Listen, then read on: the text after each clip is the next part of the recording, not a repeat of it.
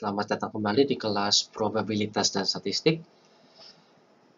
Di sini kita akan mempelajari metode lainnya untuk melakukan perbandingan berganda pada analisis variansi, yaitu uji Duncan.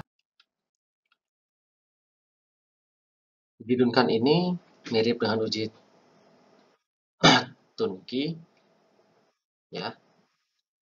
Perbedaannya di sini kita menggunakan yang disebut sebagai rentang signifikan terkecil untuk P min dan dilambangkan dengan RP. Jadi kalau uji Duncan itu kita menggunakan selang kepercayaan bersama. Kalau ini selang kepercayaannya ditentukan oleh jaraknya. Ini yang kemarin uji Tukey. Nah, perbedaannya dengan uji Duncan seperti itu ya. Di sini pakai RP yang mana nilainya berbeda-beda antar satu dengan lainnya. Ya, kalau kita baca rentang setiap himpunan bagian dari P min sampel harusnya melebihi suatu nilai tertentu agar setiap P min dikatakan berbeda. Ya. Nah, nilai RP kecil ini bergantung pada tingkat signifikansi dan derajat kebebasannya, ya, didapat dari tabel Duncan. Nah, signifikansinya berapa? 0,05 misalkan. Maka dengan V derajat kebebasan 24, contohnya itu, untuk setiap nilai P ini kita ambil sampai sejumlah K-nya. Jadi 2, 3, 4, 5, 6, misalkan contohnya. Seperti itu ya. Ya, untuk alfanya 0,01. Nah, contohnya, misalkan dari suatu pengujian didapatkan 6 perlakuan dengan 5 observasi, dapatkan data seperti berikut ya. Y1 bar sampai Y6 bar diurutkan dari terkecil sampai terbesar. 14,5 sampai 23. Nah, lalu kita buat tabel Duncan ini sebagai berikut ya. P-nya 2 sampai 6 karena ada 6 ya, 6 perlakuan. Maka kita ambil 2 sampai 6.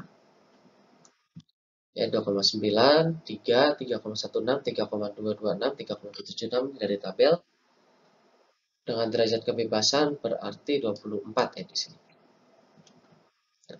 RP ini berarti R kecil P dikali akar S kuadrat rakyat. Didapat hasilnya seperti yang terlihat ya. Cara membacanya bagaimana?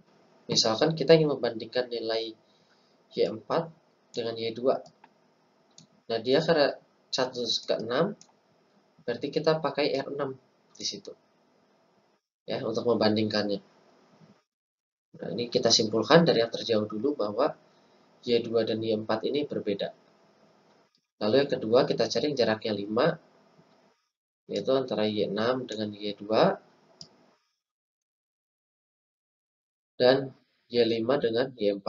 Kita bandingkan juga selisihnya, kita bisa simpulkan bahwa mu4 lebih besar dari mu5 karena selisihnya jauh dibandingkan dengan R5. Begitu juga dengan Y6 dan Y2 gitu ya. Selisihnya jauh dibandingkan dengan R5. Lalu selanjutnya yang R4 berarti Y2 ini ke Y3. Saya hapus ya. Untuk yang selanjutnya analisisnya Y2 kita bandingkan dengan Y3, Y5 kita bandingkan dengan Y6, dan Y1 kita bandingkan dengan Y4 seperti itu. Ini R4. Dan untuk R3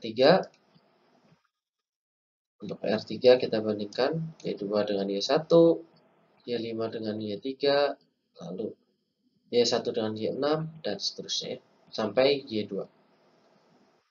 Nah, darinya kita bisa dapatkan garis-garis seperti ini. Oh, ternyata Y4 itu dengan Y6 dan Y3 tidak berbeda. Seperti itu. Sedangkan dengan Y1, Y5, dan Y2 itu bisa dibilang berbeda. Seperti itu cara membaca garisnya ini ya.